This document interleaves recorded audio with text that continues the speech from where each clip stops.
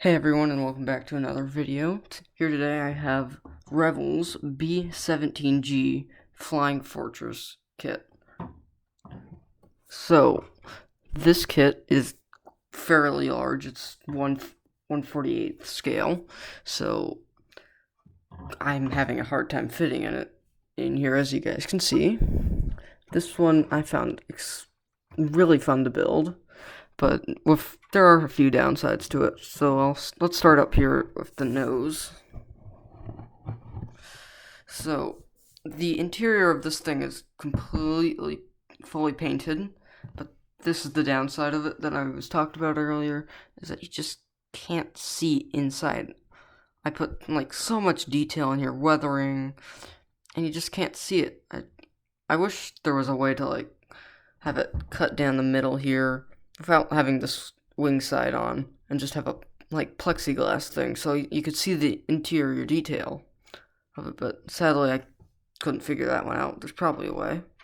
So down here we have our nose gun.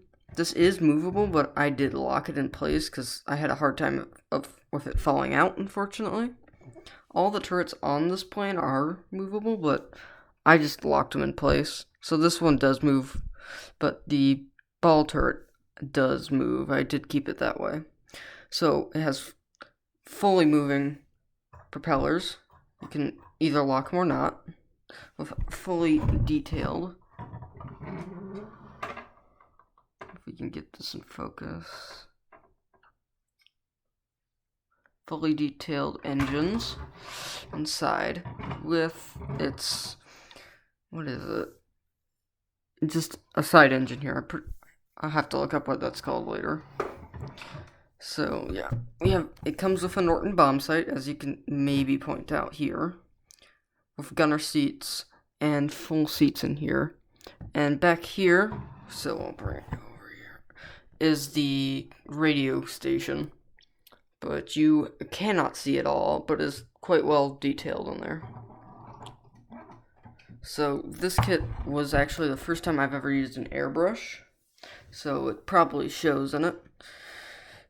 But I have to say, the airbrush was quite fun.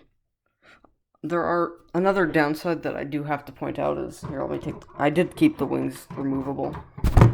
So, just give me a second here. Ooh.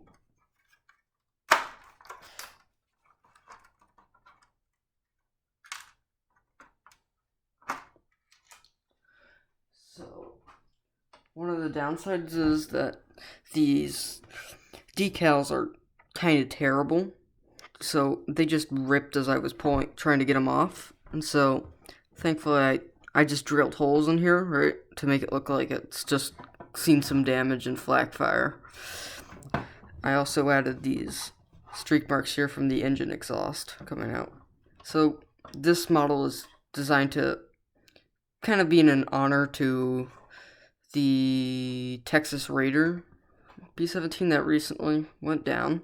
Here you can see the engine's a bit better. There we go. But yeah, so this is dedicated to him. It's got its wheels. They can only be put down in the locked position and down. These, actually, interesting fact, are the only parts of this plane that are actually hydraulic. All other pieces are made of used cable, hundreds of miles of it.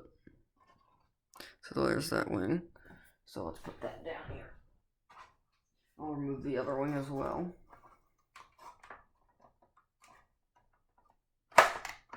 Ooh,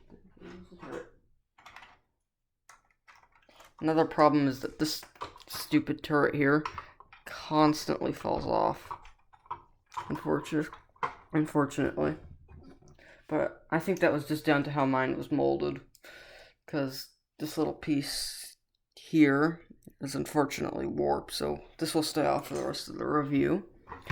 So as I was saying, here is the underside with the bomb bay, if you can see it here. And as previously said, the ball turret, which does move, but it's kind of finicky. So you can maybe see inside there, there's a little bomb bay, but the unfortunate thing is that you can't see it at all. Like, how is that fair? Like, that's why I didn't, it does come with bombs, but I just didn't add them in there because I wanted to see them. And it comes with a little bomb cart, which I haven't made yet. So you might be able to get better view inside here.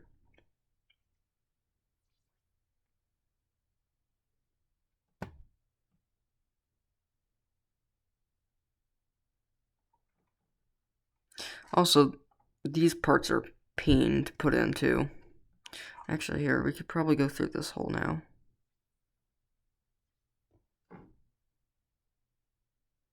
Not really. But you can see now more into the front deck of it with its turret. So, you might even be able to see in here too, but probably not. Yeah, no. So yeah, I did rivet this thing. It's better on the other side, using a hobby knife with turrets here. These also move, but I'd suggest locking them in place because they just come off. Like on the other side here, it just fell off at one point, and I never was able to recover it. But actually, let me turn this around here. And you can see the riveting on it. The riveting on it here.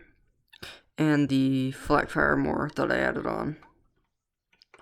And these little doors. So another downside to this model, I think, is this piece here, this landing gear. It doesn't really fit in here. Because it does, but then when you put down the other side of the fuselage, I found that it just popped out every single time. Here you can see some of my mistakes with an airbrush, but again, this is my first thing. And another thing with the decals here, they just kept falling off and breaking. It's really disappointing. And you have your rear turret, sorry. It's got no detail inside here though, unfortunately. Otherwise, yeah, this model's, oh, alright. It does need some touch-up, and there's quite a lot of flash on it, but otherwise, I very much enjoyed it. Here we have another piece. It comes with two options for painting and decals. One for the Chow Hound, and one for El Lobo, but I decided to put this in the paint scheme and decal scheme of the Texas Raider. So, that's it for this review. I would definitely suggest that you get this model. It was quite fun to build. And is a great display piece. So, thank you all for watching, and please stay tuned for more videos. And I'm sorry for not uploading as of recently. I have just been dealing with school.